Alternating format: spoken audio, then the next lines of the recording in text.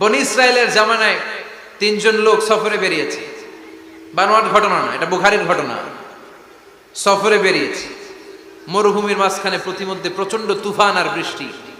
বৃষ্টি থেকে বাঁচার জন্য এর একটা পাহাড়ের গুহার ভিতরে ঢুকেছে।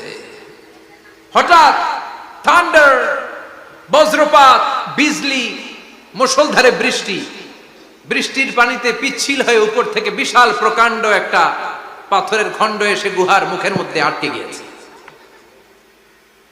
যেই গুহার মুখ দিয়ে তারা ঢুকেছে, ওইখানে বিশাল একটা পাথর গড়িয়ে এসে উপর থেকে বলল, অন্ধকার, ভিতরে কোনো আলো নাই, কোনো জনমানব নাই, বাঁচানোর কেউ নাই, কিচ্ছু দেখা যায় না, ঘুটঘুটে অন্ধকার।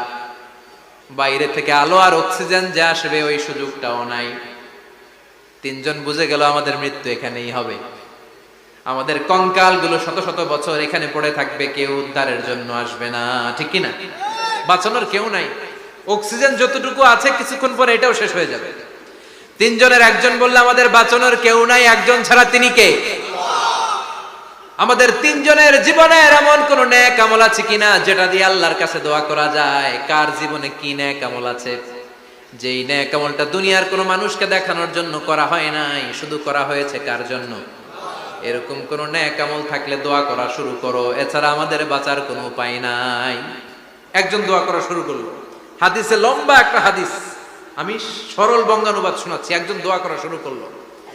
একজন বলতে শুরু করলো, আল্লাহুম্মা কানা লি আবাওয়ান শাইখান কাবীরান, ও আল্লাহ, আমার বৃদ্ধ বৃদ্ধা মা বাবা ছিল, আমি পেশায় ছিলাম রাখাল, প্রতিদিন রাখালগিরি করার পরে, ছাগলের দুধ দোহন করার পরে যখন বাসায় ফিরে আসতাম, সবার আগে আমি আমার আব্বা আম্মারে দুধ খাওয়াতাম। আব্বা আম্মাকে দুধ খাওয়ানোর পরে আমার সন্তানদের মুখে, আমার স্ত্রীদের মুখে আমি দুধ তুলে দিতাম।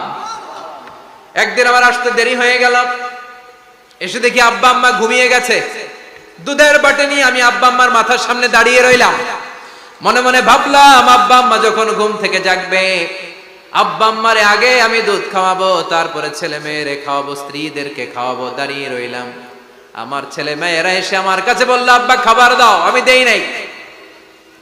ক্ষুধার জ্বালায়, ক্ষুধার যন্ত্রণায় পাগল পড়া হয়ে আমার কলিজার টুকরা ছেলে মেয়েগুলো আমার পায়ের মধ্যে পড়ে কাঁদতে লাগলো, আব্বা একটু দুধ দাও, ক্ষুধা লেগেছে। ও আল্লাহ, আমি দেই নাই। ফজর পর্যন্ত দাঁড়িয়ে রইলাম। ফজরের সময় যখন আব্বা আম্মা ঘুম থেকে উঠলেন, সবার আগে আব্বা আম্মারে দুধ খাওয়ালাম, তারপরে ছেলে মেয়েদের মুখে তুলে দিলাম। ও আল্লাহ, ও আল্লাহ, ওই দিনে সারা রাতটা আমি দাঁড়িয়ে আব্বা আম্মার জন্য যে দাঁড়িয়েছিলাম, দুনিয়ার কাউরে দেখানোর জন্য নয়, শুধু তোমারে খুশি করার জন্য। ওই রাতের ইবাদতটা যদি তোমার কাছে পছন্দ হয়, ফাফাররিজ আন্না মা নাহনু ফি, আজকে যেই বিপদে আমরা আছি, বিপদ থেকে তুমি বাঁচাও। বলার সাথে সাথে 1/3, 1/3 পাথরটা ডান দিকে সরে। সুবহানাল্লাহ পড়বেন না? এবার বাইরে থেকে আলো আসতে শুরু করেছে, অক্সিজেন ঢুকতে শুরু করেছে, তাদের মনের মধ্যে স্বস্তি ফিরে এসেছে। এবার দ্বিতীয় জন দোয়া শুরু করলো, আল্লাহ, আমার এক চাচাতো বোন ছিল, এত সুন্দরী, আমার জীবনে এত সুন্দরী নারী আমি দেখি নাই, এত সুন্দরী নারী। ওয়া কুনতু উহিব্বুহু বিআশাদ্দি মা ইউহিব্বুর রিজাল আন নিসা, একজন পুরুষ একজন নারীকে যত ভালোবাসতে পারে আমি ঠিক ততটা ভালোবাসতাম আমার এই সুন্দরী কাজিনকে, চাচাতো বোনকে। কিন্তু আমার মনের কথা আমার চাচাতো বোনরা আমি বুঝাতে পারি নাই। একদিন লজ্জা শরমের মাথা খেয়ে চাচাতো বোনরা আমি বললাম, তোরে আমি বড্ড ভালোবাসি, একান্তে আমি তোরে চাই। চাচাতো বোন বলল, এত এত স্বর্ণ মুদ্রা যেদিন জমাতে পারবা ওই দিন আমারে পাবা। এবার আমি স্বর্ণ মুদ্রা জমাতে লাগলাম। জমাতে জমাতে জমাতে জমাতে বছর শেষে স্বর্ণ মুদ্রার থলে নিয়ে চাচাতো বোনের হাতে দিলাম। চাচাতো বোন আমার অপকর্মে রাজি হয়ে গেল। গোপন একটা রুমের ভেতরে আমরা ঢুকলাম, দুইজনেই জামা কাপড় খুলে নেকেড হলাম, জিনা করব, পাপ কাজ করব। একেবারে ফাইনাল ডেস্টিনেশন আমরা চলে গেলাম। পাপ কাজ যখন আমরা শুরু করব, ইন দা মিন টাইম আমার চাচাতো বোন আমার ডেকে বলে, ও আমার চাচাতো ভাই, ইত্তাকিল্লাহ, ইত্তাকিল্লাহ, আল্লাহরে ভয় কর, আমার সতীত্ব নষ্ট করে দিস না। আল্লাহ ওই মুহূর্ত থেকে ফিরে আসা কোনো পুরুষের পক্ষে সম্ভব ছিল না। ইত্তাকিল্লাহ, এই বাক্যটা শুনে, তোমার আওয়াজ শুনে আমার কলিজার মধ্যে কাঁপুনি ছুটে গিয়েছে। তোমার নাম শুনে আমি আর ধৈর্য ধারণ করতে পারি নাই, চিৎকার মেরে জামা পেড়ে ওই ঘর থেকে বের হয়ে গেলাম।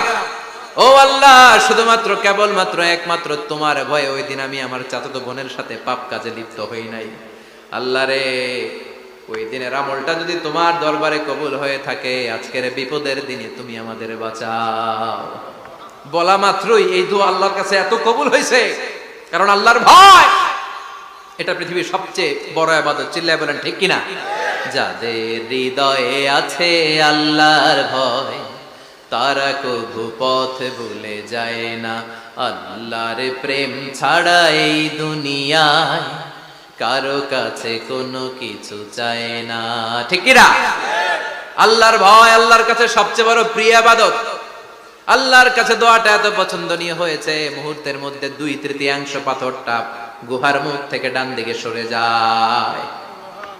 2/3 পাথর এখন সরে গিয়েছে।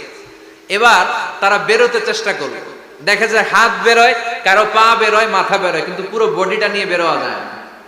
বাকি আছে কয়জন? কথা কন। এবার 3 নাম্বার লোক দোয়া করতে শুরু করেছে, আল্লাহ ইন্নী ইস্তাজারতু উজারা ফাদাফাতু সামানাহুম। আল্লাহ, আমি অনেকগুলো শ্রমিক ভাড়া করেছিলাম, তাদেরকে দিয়ে কাজ করিয়ে তাদের ঘাম শুকিয়ে যাওয়ার আগে প্রত্যেকটা শ্রমিকের পারিশ্রমিক আমি দিয়ে দিয়েছি। সবগুলো শ্রমিক আমার কাছ থেকে পারিশ্রমিক বুঝে নিয়েছে, একজন ছাড়া। একজন না নিয়ে চলে গেছে। তার টাকা তারে আমি বুঝাই দিতে পারি নাই। তার রেখে যাওয়ার টাকা দিয়ে আমি কয়েকটা ছাগল কিনলাম।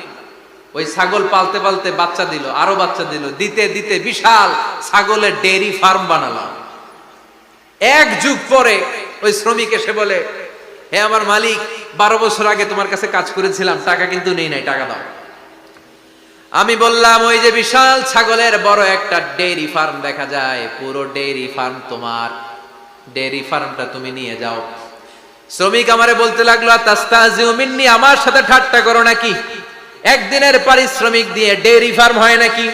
যতটুকু টাকা তোমার কাছে আমি 12 বছর আগে পেতাম, ততটুকু দিলেই চলবে।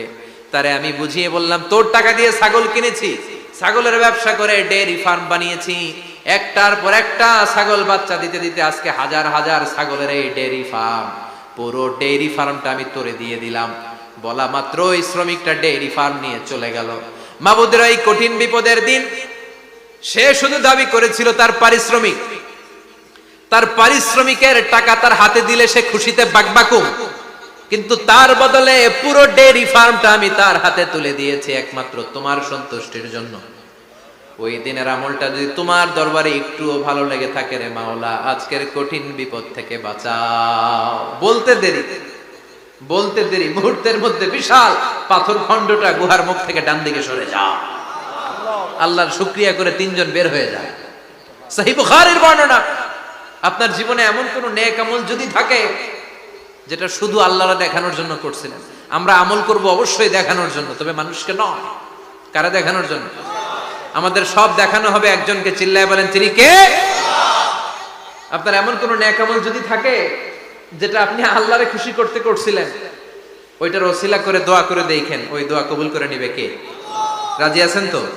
সব সময় অন্যায় হয়ে গেলে, পাপ হয়ে গেলে তওবা করব কার কাছে? যেদিন বিপদে পড়ে যাবি ওই দিন দেব। যেদিন পিতা সন্তানরে চিনে না, সন্তান পিতারে চিনবে না, পীর সাহেব মুরিদরে চিনবে না, মুরিদ পীর সাহেবরে চিনবে না, মুসল্লি ইমাম সাহেব চিনবে না, ইমাম মুসল্লি চিনবে না, নেতা কর্মী চিনবে না, কর্মী নেতারে চিনবে না। চিল্লা এখন ঠিক কিনা? কেউ কাউরে চিনবে না, কেউ কাউর কোনো উপকারে আসতে পারবে না। ওই কঠিন দিনে তোরে আমি দেব রে গোলাম। তাহলে এই যে এতগুলা দোয়া ছোটবেলা থেকে আনটিল টুনাইট, এই রাত পর্যন্ত যে দোয়াগুলো আল্লাহর কাছে করছেন, লস হয়েছে? চিল্লায় বলেন, লস হয়েছে না লাভ? লস না লাভ? আল্লাহ বলে, গোলাম চা বেশি বেশি দোয়া কর। উজিবু দাওয়াতাদ দাঈ ইযা দাআন। আমার বান্দা আমার কাছে চাইতে দেরি হয়ে যায়, দোয়া কবুল করতে দেরি হয়, এজন্য বারবার চাইতে হয়। না দিলেও চাও, না দিলেও হয় একটু পরে দিবে, দেরি করে দিবে, যখন আমার জন্য উপকার হবে, ভালো হবে, তখন দিবে, তা না হলে কিয়ামতের ময়দানে দিবে। চিল্লায় বলেন ঠিক কিনা? বেশি বেশি দোয়া করবেন, সবার জন্য করবেন, নিজের জন্য করবেন, ফ্যামিলি মেম্বারসদের জন্য করবেন, শুভাকাঙ্ক্ষীদের জন্য করবেন, শত্রুদের জন্য বেশি করবেন, হেটার্স যারা আছে ওদের জন্য বেশি দোয়া। আল্লাহ যেন এগুলোর হেদায়েত দেয়। ইসলাম বিরোধী যারা, এদের জন্য দোয়া। হিন্দু বন্ধু থাকলে এদের জন্য দোয়া, হেদায়েতের দোয়া। ঠিক কিনা?